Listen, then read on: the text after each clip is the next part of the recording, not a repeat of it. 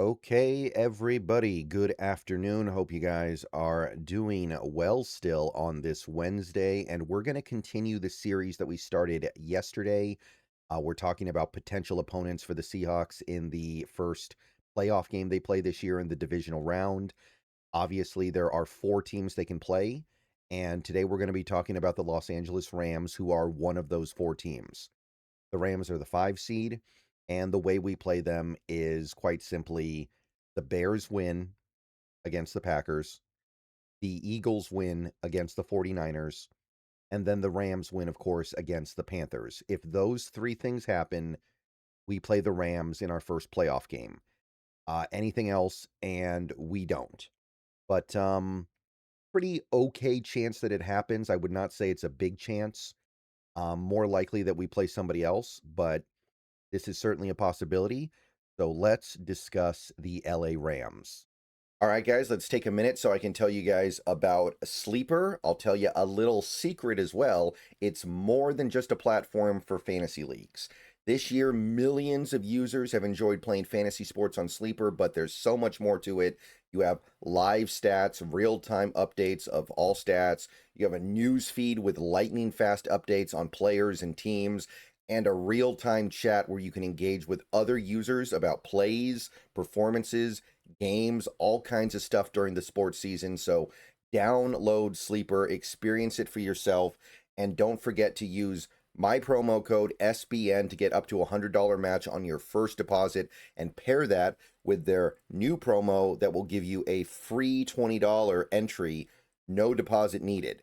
So you can use both of those promos. Terms and conditions apply. See Sleeper's terms of use for details.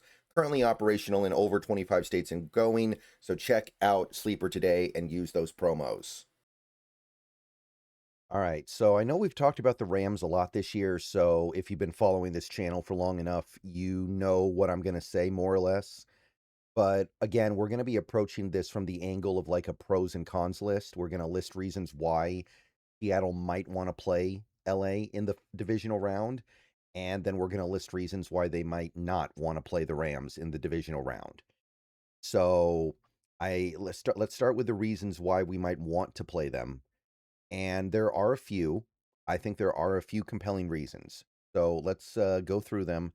I think the number one reason why we might want to play the Rams now, or at least 1A, is it doesn't seem like they're playing their best football overall right now. In fact, they might be playing some of their worst football of the season. If you take a look at the recent schedule for the Rams, they've been struggling, especially on defense. If you take a look at the last 4 games they played, Detroit, they gave up 34 points. They did win that game, but it wasn't exactly pretty. Seattle, they did give up 38, although that's a little bit misleading because one of those touchdowns was a punt return, and then another touchdown was in overtime. It still wasn't a great game for them defensively. And then Atlanta, a team that was eliminated from the postseason and had nothing to play for, dropped 27 on them. And Arizona actually put up a little bit of a fight here. Remember, that game was close. It was like I think a 3-point game, 23-20. Arizona had just hit like a 60-yard pass play down the field. It got called back on a penalty. And from that point on, the Rams basically controlled the rest of the game. But this is not a Rams team playing at their best right now. Again, mostly on defense. And if you want to go back a little bit further than that, you want to go back to week 13, they gave up 31 points to Bryce Young and the Panthers. And the last couple weeks, we've seen how limited that Carolina offense is. I think Carolina had a pick six in that game, so maybe it was only really 24 points. It was still a pretty lackluster effort against an offense that is, I would go so far as to describe it as remedial.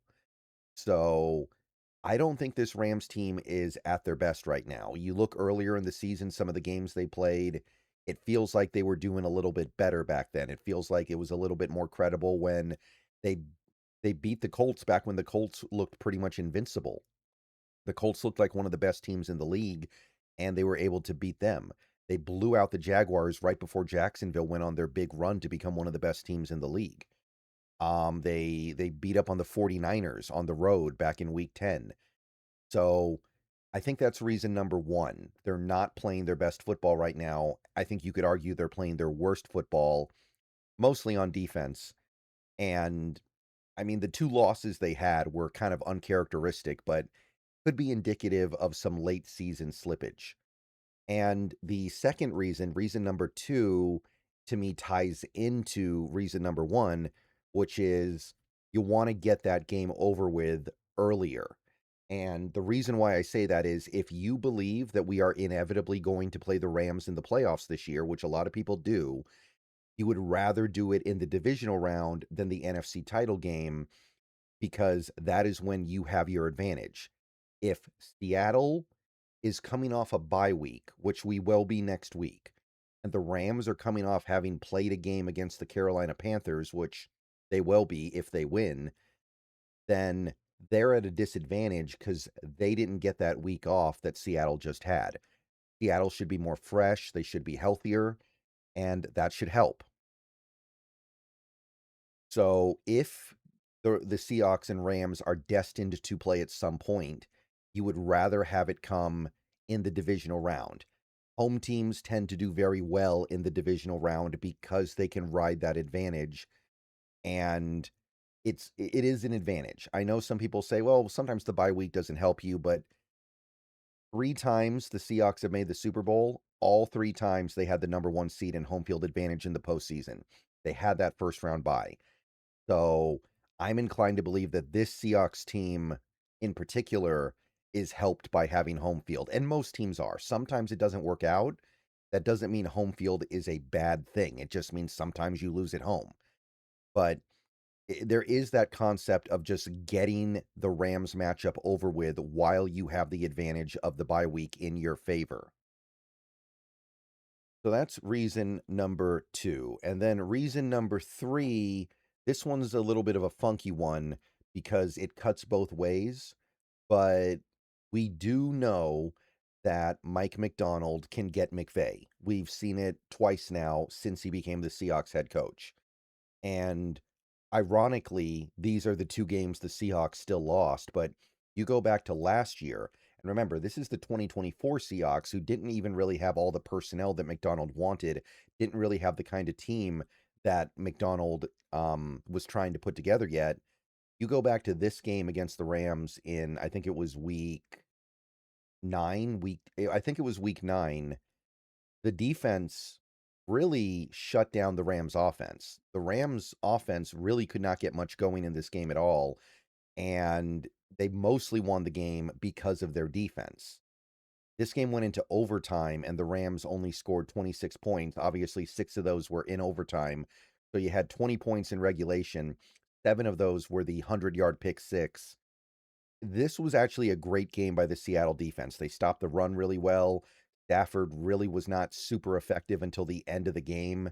That overtime drive was great, but before then, he was just okay. We forced a turnover or two. I know we forced multiple fumbles in this game. We just didn't necessarily recover them. And this was really a game that we lost by kind of a very fluky set of circumstances. This was a very fluky loss, and the defense really did good in this game. So this was an example of Macdonald getting McVay. And then, of course, you had the game earlier this year in Los Angeles where they really got McVay. The Rams did almost nothing offensively in this game, less than 250 yards, 21 points, even with the benefit of 4 turnovers. So the defense really actually balled out in this one.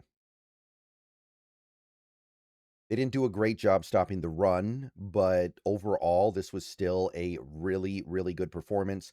Stafford probably had, I don't know if it was the worst game of his LA Rams career, but it was probably the least efficient he had ever been, less than, or excuse me, right about 4.5 yards per attempt.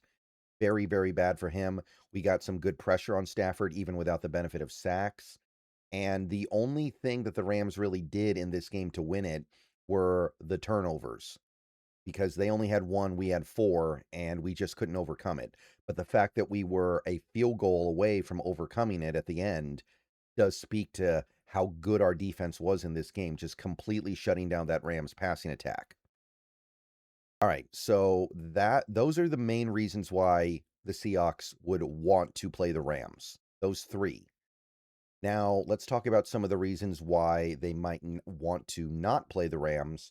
I think they're fairly obvious, but let's just go with the reciprocal of what I just said. McVay has proven that he can get McDonald. Like the Shanahan versus McDonald matchup feels kind of one-sided, where McDonald usually gets the better of Shanahan. That's not really the case here. And I can even go back to last year, the Week 18 game where the Rams played their backups, and they kind of went up and down the field on us. I don't know how many people remember this game because it didn't really mean much, but the Rams played backups offensively basically the whole game. Jimmy Garoppolo played. Ronnie Rivers was their running back. I know Blake Corum played a little bit, but I don't think Puka played, and if he did, he didn't do much. They had Jordan Whittington playing a lot. Demarcus Robinson was out there as a primary receiver, Tutu Atwell, and they had us coming and going in this game. I remember it. So this was an example of McVay just kind of outdueling McDonald. We still won the game because our offense was really good. We were able to be very effective and efficient throwing and running the ball. Excuse me. But we did not win this game because of the defense, really. The defense made one good play in this game, the interception. I want to say it was Julian Love, but other than that, it was a bad day for the defense, and it was a great example of McVay getting the better of McDonald. And of course, maybe the ultimate example, we got to talk about this one. This was the last time we played the Rams at home. McDonald got 450 passing yards, 3 touchdowns, no turnovers, no sacks. The Rams didn't run the ball that well, but at this point, like, who cares? Who cares when you're throwing the ball for 450 yards and 3 touchdowns? So, great example. McVay can get McDonald. There are some things that this Rams offense can do that a team like the Niners can't. Like the Niners right now are really hamstrung by Brock Purdy's weak arm. So there is a certain level of comfort that the Seahawks have in playing close to the line of scrimmage against Purdy and Shanahan and the Niners, and they don't think they can be punished. Stafford has the arm to punish if you play too close to the line of scrimmage. So you look at a game like this and you go, yeah, McDonald, not only can he get got by McVay, he can get really got. Like this was, I know that this game was all about the Seahawks winning because the Seahawks did win this game, ironically enough, but the defense was abysmal in this one. And again, it was just a simple matter of not being able to meaningfully pressure Stafford. Now, I think there were structural reasons why this happened. We were blitzing too much early in the game. We let off the blitz later and things got a lot better. And the only reason why the Rams moved the ball in the fourth quarter and overtime a little bit was because we had a bunch of secondary injuries. So I think that there are things that can be fixed here, but 37 points, even with the benefit of overtime. But even if you take out overtime, this was still a really ugly game for the D. It does show you that it's not a one-sided matchup. And let's go back to 2023. 2023, Ravens Rams, back when McDonald was the defensive coordinator, McVay got him here. Stafford had one of the best games of his Rams career. Great game by him. Rams ran the ball effectively. They amassed over 400 yards. Now, obviously, the Ravens still won this game, but McVay got the better of McDonald here. So it can be done. If we play the Rams in the divisional round and the Rams end up putting up big numbers on us, it's not going to be that surprising because McVay has proven that he can crack the code sometimes. So it goes both ways. And that kind of swings into the second reason why the Seahawks might not want to play the Rams in the divisional round. Maybe the biggest reason, I don't know, that the McDonald McVay matchup is probably the biggest, but that's a thing that can go both ways. I think the reality of the situation, the thing that we have to acknowledge as fact, is that it's not a good matchup for Sam Darnold. This year, Sam Darnold against the Rams, 4 interceptions in the first game, and then he had another 2 interceptions in the second game. He did get it together and make some big plays at the end of the second game, of course, but it's not just a fluke. This stuff isn't happening by accident. And I don't know if we can just assume this stuff goes away next time. What the Rams do, and the thing to understand is the Rams are not even like one of the best teams in the league at putting pressure on the opposing quarterback, but the way they play defensively with all the stunts and twists they do up front, while not really blitzing that much, while usually just rushing their front four, it it creates a situation where Sam Darnold doesn't get blitzed, but he still has to think about the rush because he doesn't know where the rush is coming from. And I think that's probably the thing that he really struggles the most with. He really has a hard time, in my opinion, with, okay, 7 guys dropping into coverage, but I still have to be scared of the pass rush. If you blitz him and you send extra guys, I have a little bit more faith that he can beat that because he knows how to exploit the holes in the coverage from the blitz. But if you're just sending 4 and you're still finding ways to kind of throw him off his game, but then he's still having to throw against 7 in coverage, I think he really struggles with that. And I don't know if it's going to get that much better in a third game. The kind of quarterback that succeeds against the Rams defense right now is somebody actually like a Mac Jones. Like Mac Jones is able to just kind of check it down, get it out of his hands fast, make the easy play over and over and over again. And he really kind of disarms what the Rams do. That's why Mac Jones has had 2 really, really good games against the Rams this year, and Darnold has not. So I think that that might be the biggest reason. The Rams are a bad matchup for Darnold. So if this matchup comes to pass, then you're going to be hoping that your run game can carry you. And look, the run game did quite well in the first game, the last game that we played the Rams. And if you want to go back to earlier this year, it was pretty decent in LA. So we could just kind of ride the running game to victory in a playoff game without Darnold ever having to do that much. But if you get behind, if things get hairy, if the Rams offense is feeling it, then you're in a tough spot because now you're going to say, hey, Darnold, we need you to go make a bunch of plays against a defense that kind of has him coming and going. And again, it's not just a random fluke that Darnold tends to struggle with this team. It is because of how they play defense and because of how I think Darnold processes playing against that defense. So I think that's probably the main reason why this is not something you really want to be dealing with. And then there's a third reason. This is probably your final reason, but it's a significant one. It's just the makeup of that Rams team. And what I mean by that is they've got a lot of guys that have been here before. This is a roster full of players that have playoff experience. This is a roster full of players in some places that have played in Super Bowls. Some of these guys have won Super Bowls already. So there's going to be a desire on the part of this team, and there's going to be a will on this team to get past the playoff nerves. Matthew Stafford is not going to go out there and fall apart because he's scared that it's the playoffs, right? Devontae Adams, I know he doesn't have a Super Bowl, but he's played in playoff games. He has big game experience. He's somebody that can go out there and play. And I'm sure he's going to be thinking about that Super Bowl ring. Puka, Tyron, most guys on the offensive line. These are guys with postseason experience, at least on some level.